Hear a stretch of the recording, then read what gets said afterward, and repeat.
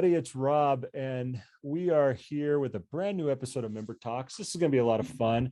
We got John Hill. John T. Hill is joining us all the way from Fayetteville, North Carolina. John, how you doing?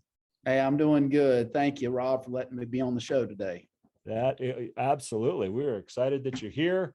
It's an honor for us to be able to meet you. I've watched you on Facebook for few years now, and if you're on Facebook or social media, you probably know who John T. Hill is. He's got quite the page, and a lot of people know him on here, and I enjoy watching what you're putting out there just because it's so random, so much stuff. I mean, you pull up, there's a picture of the button coming off your suit jacket, and it's like, yeah, who hasn't that happened to? But you make it funny. So I wanted to get you on here and talk with you and just kind of introduce you a little bit.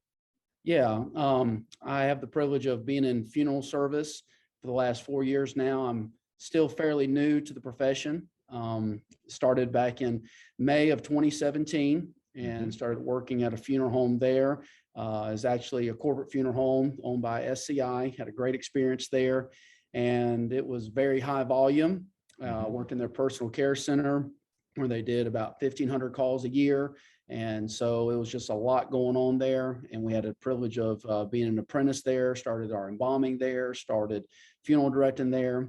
And then I went to work at an independent firm at Clements Funeral Service in Durham, North Carolina. And there they just let me run wide open in the prep room. And there they just let me embalm as much as I wanted to, do the removals as much as I wanted to learn about all those type of things. And so it was just an honor to be able to not just do that, but to really dive in, and because you get so much experience from doing the work. And so that's what I was intrigued with. I wanted to get better at it. And I knew the more that I did, the better I would get. And so I was very blessed to work at two very high volume firms that just let me do as much embalming as I wanted, as long as obviously the calls come in and everything. And they just let me do the work. And so it was just great, and had great mentors, had great supervisors there that guided us and helped us. And now I am in Charlotte, North Carolina for my main job, where I work at James Funeral Home as a funeral director and an embalmer there. And we do everything from the first calls, the removals, all the way to the burial sides. We see families, we do the embalming, the restorative artwork. Also, the firm there owns a cemetery. So I learned how to mark off spaces. Never done that before, but we know how to do all the cemetery work now. And then also we do trade embalming after hours. We do a lot of that in local firms in the area. I'm very privileged and honored that after work during my set call times that I work after hours embalming. And then also on my days off from the funeral home, I'm here right now in Fayetteville, North Carolina, where I am an adjunct professor teaching the embalming labs and the restorative art labs. And also on other spare time, there's a mortuary service in Greenville, North Carolina, where we go down there and all we do is strictly embalm and doing restorative artwork when that comes in, and very high volume to where all we do is embalm. It's at least usually from 5 to 10 embalmings when we're down there a day, usually is the average. So, so been very blessed to just dive in head first. So we are very new at this. I don't feel like I'm a novice now just because of the experience that we've had. And I'm just very, very grateful for the education and the experience that we've received. Well, that's what's so awesome about funeral service. Like you said, you got this huge resume and you're 4 years into this. Right. You're teaching students how to embalm. Well, just after 4 years of experience. That's wonderful. Well, that's what's crazy is when I was asked to, I said, I'm not qualified. And my momtician is who I call her, Shauna Rodabaugh. She's great. She says, I want you to come on as adjunct instructor and professor teaching in the labs. And I said, I'm not qualified. I've only been doing this for, just a few years. And she said, it's not necessarily the volume, it's the experience. And she trusts us. And so I've been very, very blessed. I just can't thank the blessings enough that have come my way for that. And there's been people that have been in funeral service for a very long time, as you well know, but they're not necessarily good at it or efficient at it. It's like one of my friends, Patrick Hugh in Texas, he said there's a lot of people that have been playing golf for 50 years and they still suck at it. So, I mean, and so I'm just very thankful that I've had great people to learn from, a lot of old school embalmers, and Patrick Huey, who I consider to be the best. I mean, we drove out there. Took me 16 hours to drive out there a few years ago, but we drove out there just to learn how to embalm. And that's all I did when I was out there. And so just trying to be the best at what we do. Yeah. Let's, so obviously you said you're in North Carolina. Huge differences across the country on funeral service, on the outlook of funeral service, especially on embalming. Back where you're at, pretty standard, I would say. Am I right that most people are embalmed? Yes, sir.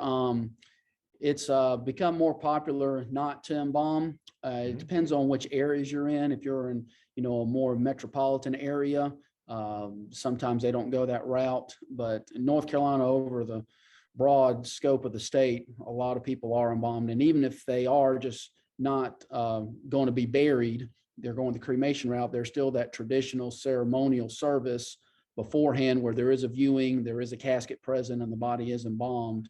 And then afterwards there's cremation. Yeah. I hear people talk about embalming in lots of different lights. The one that I wanted to touch base on is you hear a lot of times people say, well, it's an art form. I don't necessarily think that embalming is as much of an art form as restorative art is more of an art form. Embalming is more of a scientific surgery, if you will. Sure. That, I mean, you have to know, and you can see this just if you're watching the video, you can see this in your background there. But if you're just listening to the podcast, behind you is some anatomical structures, some anatomical models. And I mean, embalming is something that you have to know. You have to know the body. You have to know the human body. You have to understand how it works. You have to understand, how certain muscles, which direction they go, so that sometimes if you have to make those replacements, you do it the right way. And I think that embalming gets a bad rap, especially out here where they say, oh my gosh, it's so expensive, but it's so a surgery. And that's what we're doing. We're doing surgery. We're doing surgery to prepare and provide an opportunity for people to see the best that we can do. So it should be expensive, should have some cost to it, I would think. Absolutely. And it's chemistry, that science part of it. We're here at the school, we offer a anatomical preservation and dissection course where the bodies are not just standard embalmed for funeral homes. And we teach students that. We also teach them how to anatomically embalm for med schools. Right. And there's Fort Bragg down the road here that has a med school that we help them with that. And there's other places that, we help with cadavers and getting med school students like here, even at Fayetteville Tech, to look at the cadavers and study the anatomy of the body. But embalmers need to know it just as much as they do, because we have to do the preservation work. And we need to know those guidelines. We need to know those anatomical lines. We need to know where the vessels lie, because that's our points of interest. We need to know about the chemistry of the body, because the body obviously goes through big time changes at death. So we have to really know that science portion side of it. The art side of embalming comes in, trying to set the features, trying to make them pose correctly. It takes all of it. You can't necessarily say, one part is more important than the other, because you can have a body well preserved, but we will preserve the anatomical bodies, and that doesn't require any type of feature setting. And even though they're preserved, it's not presentable at all. Sure. And then you can also have a body that's quote unquote presentable at first, but if they're not properly preserved and scientifically done right, then you're at a loss there as well, because the body will go through those changes and those natural processes of decomposition. So you're exactly right. And you're exactly right even about the surgical part of it. The old joke is when somebody asks a mortician, what do they do for a living? They are a post-mortem vascular surgeon. That's what we are, right? And so, but it is expensive in some regards, but it's about what families value a lot of times. It's about what their thought process is. And my main drive and my main desire and love for embalming is seeing someone that is in a unhealthy state. They are literally at their worst, and their loved ones 9 times out of 10 see them at their worst. They see them die, and they hate how they look. They hate what's happened to them at death. And it's an honor for us to take their precious loved one and get them back to that healthy state, bring that color back, to bring those pleasant features back to where they can have that last viewing one last time, and they get that closure that they need and that better visual image of that. A couple of weeks ago, my uncle passed away on my dad's side of the family. No, no. And when he died, my aunt called me and she asked us to take care of the preparation work on him. And when I saw him, and it's been a little bit since I saw him, he was not in the best shape. And he had just a lot of conditional issues with him. And we were able to prepare him to where he was viewable. And one thing that my aunt told me, is that, I don't know if I want to see him or not. He's not in a good state. And I said, well, let's just see what we can do. And when she saw him, she just thanked us, and she was very grateful to be able to see him that way again, like, when he was healthy. Yeah. And that's what it's about. And that's my main drive, and that's my main desire. And, wanting to be the best that we can be, not so I can say I'm the best. It's not about that. It's, you have families that are going through the worst time, and they're going through the worst time. We need to be the best that we can be to help them during their worst time. That's what it's about. Yeah, no, I completely agree with you. I wish we could get back to a state where, people were more desirable of wanting to view and wanting to see, and I know it's geographically based a lot of times, but definitely where we're at out here in Washington, we see a lot we do get our fair share of viewing. Don't get me wrong, but we do see a lot or hear a lot of nope, I can't, I don't want to see. And I think some of that is reflective of what's happened in the past, what they've seen in the past, mixed with what they've seen on TV and what they've seen in the movies. And, it's just a whole perfect storm of bad representation of embalming. And so having somebody like you loving the art, loving the science, and wanting to teach that, I think that can help as we move forward in the future of young morticians coming out of mortuary school with a desire to want to serve. Absolutely. And want to serve I definitely agree with that. Yeah. Are you now, so at your mortuary school there, we, at least in comparison, I'm hearing a lot from some of the schools out here. I've talked to a number of the schools, and they do have a lot of people that are wanting to get into funeral service because of the coolness factor, I guess you could say. Right. We're working with the deceased and that kind of stuff. But we're also seeing a whole lot of people that are now coming back and going to mortuary school that want to learn how to do this profession so that they can serve other people. Are you seeing more and more of that coming into your schools, or where are you at with is it just kind of people wanting to check it out? And it's a little bit of both. There are some that it's more of the curiosity factor of it, and but there are people as well that they've been nurses, they have been in other types of healthcare work, and they just want to get in the gear of funeral service. Some have been in hospice, things like that. We just actually had a young lady who has signed up for mortuary school that's an English teacher. Wow. And she's wanting to get into funeral service, and she's asked to shadow at the funeral home that I work at full time there in Huntersville. And good. So it's a mixture of both. It really is.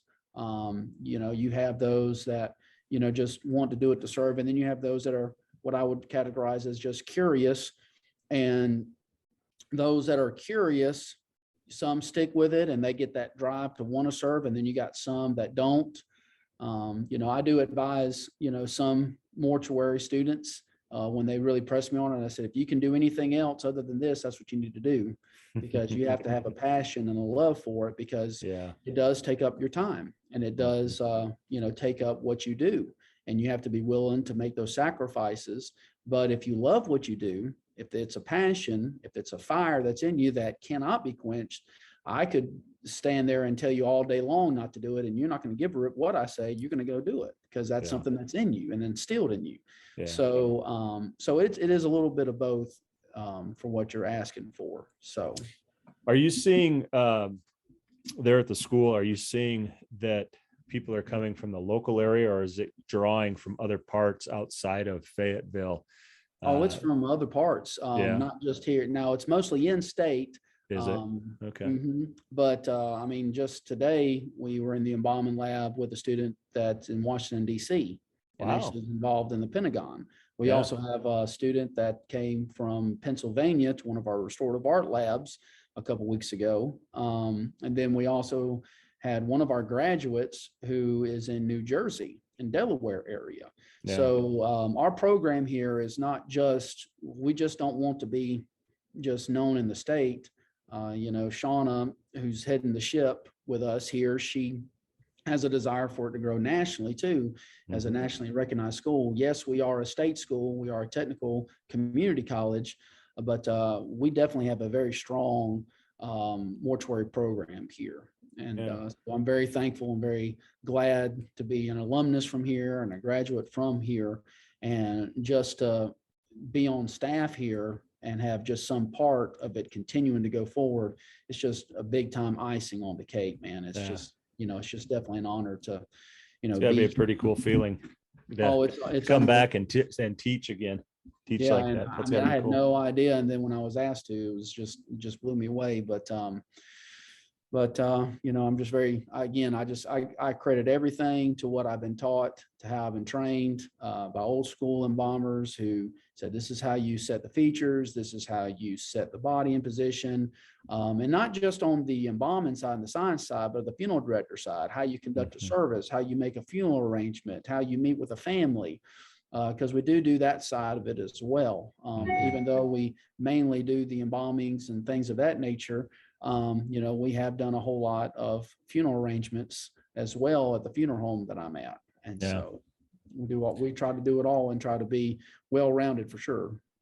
I'm really excited to see how mortuary schools are popping up, and accredited mortuary schools are popping up all over. When I went, now get this was 95 when I went to mortuary school. And at that time, man, it was few and far between. I mean, on the West Coast where I'm at, you had, Mount Hood and you had San Francisco, and that was about it. That was all the choices you had. Wow. Now we've got right here in our own state of Washington, we're seeing them pop up all over the place.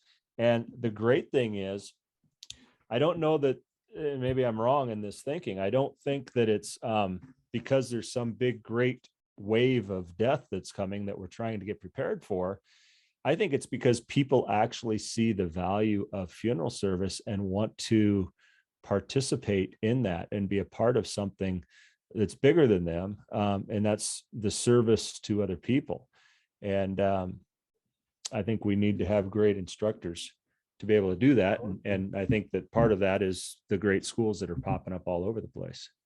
Oh yeah. And, as the old saying goes, there's only two things you can't avoid, and that's death and taxes. Yeah. And so death is definitely something that all of us will face, but it's what every family faces, and you can't escape it. I mean, it doesn't matter what part of the world you live in, not just the United States, the world. Death comes at your doorstep, and there's somebody in your community, somebody in your town, somebody in your city that takes care of the dead, that takes care of all that. And so I agree with you that the new schools that are coming up, it's because of that reason, and more people are wanting to get involved with it. I don't know all the numbers of the increase, But I do agree with you on that, that it has increased, and definitely the number of colleges. And that's amazing just out where you're living at. And I have no idea about those demographics out there. But it's interesting for sure. Yeah. Yeah. Well, I had the privilege to meet you in Nashville. That was so much fun. We had a great time out there. Yeah. And, as I said at the beginning, I've kind of followed you on Facebook and kind of followed your career a little bit. But it was so much fun to be able to get together and to actually talk to you, shake your hand. Yeah. Finally get to put an actual voice to the pictures and things like that. So it's been a blast. John, how can somebody reach out to you if they want to talk with you about questions about anything? You can email me at john@jamesfuneralhomelkn.com. That's my main email there where I am at the funeral home. So it's john@jamesfuneralhomelkn.com. Or you can reach out to me on Facebook with Messenger. My Facebook there is John T. Hill. There's a lot of John Hills. My name's a very common name. So that's why I put John T in that. Yeah. But yeah, so reach out to us. We'd love to help you. And, it's funny because I never got on Facebook until I was forced to get on Facebook when I was going to school. And they opened up a private group for our school for the embalming students to where it's actually called Ask the Experts. And so our little group there had several different embalmers and great funeral directors from across the country to where us as mortuary students could ask questions on there. Yeah. And I told my teacher, I said, I did not want to get on Facebook. I've never been on Facebook. And she says, well, you have to get on Facebook. You need to be on there. You need to ask these questions because there's people on there that can help you. And then she said, it'd be good for you to get a chance to know other funeral directors. So I started our Facebook page, and then I was like, I don't want to, I don't put my personal life or anything like that on there, but what can I do? And I just started posting stuff about us being in funeral service, whether it's doing first call removal at 2:00 in the morning, or whether we're ready to, go and embalm someone. And, we always put on an apron and started writing our name on the apron a little bit, stuff like that, and just posting it and just want to be an encouragement and just enjoy it. And then it just took off a little bit. So, but yeah, reach out to us and check us out there on Facebook. That'd be great. Well, it's definitely, I know your personal Facebook page has really just exploded. And the cool thing about it is, like you say, you're not putting all the personal stuff or even better yet, you're not putting all your opinions. That's right. Yeah. It's just about funeral service and just having a passion for it. And I didn't know what to necessarily call it because, I love to do it. And then Mike Squires told me, he's the editor of Southern Calls Magazine, a great magazine, by the way. He said, John, it's called passion. And he always says, follow your passion, follow your passion. And so I'm just very, very thankful that that's, been instilled in us, and while we still get up and go. And of course we do get tired. Of course we do struggle and things like that. But, what gets us up and going is, that there's someone else that's struggling worse than I am. There's someone else that's probably more tired than I am that has sat beside the bed of their loved one for countless days.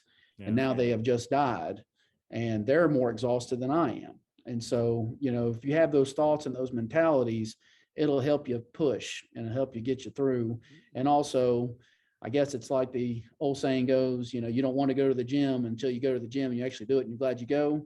It's the same way in some aspects in funeral service, and that analogy, in that, you're thankful that you were there for a family that's going through the worst time and the darkest time of their life. And then you leave thinking, I'm glad that we could be there to help them.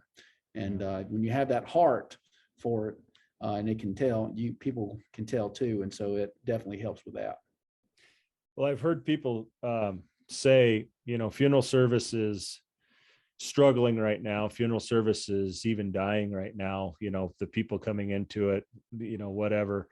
But honestly, people like you that have that passion are what's going to continue to drive funeral service forward.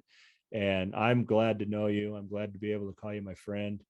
Thank you, Rob. Absolutely. And you tell Jessica, you better get on here next time. Jess, if you're listening, and you better be. She better be. You need to get on here. We got to get you on here again. That's Yeah, we'll right. do that. We'll get the three of us on here. It'll be fun. Absolutely. You probably won't get a word in edgewise with her, but that's okay. That's okay. That's all right. That's great. Hey, John, thanks for coming on and thanks for what you're doing out there. Thanks for educating the young. I don't want to say the young minds, but the new minds to funeral service, because there's a lot of students that are second and third careers that are coming into this because of the fact that they have that passion and want to learn and want to be a part of something that's, again, bigger than them. So thank you for what you're doing. And, it was a pleasure to meet you live face to Yeah, face. And man. thanks That for was coming on great. and doing this with us. Honored, Rob. Thank you so much. And we'll look forward to doing it again. Absolutely. Thanks for listening, everybody.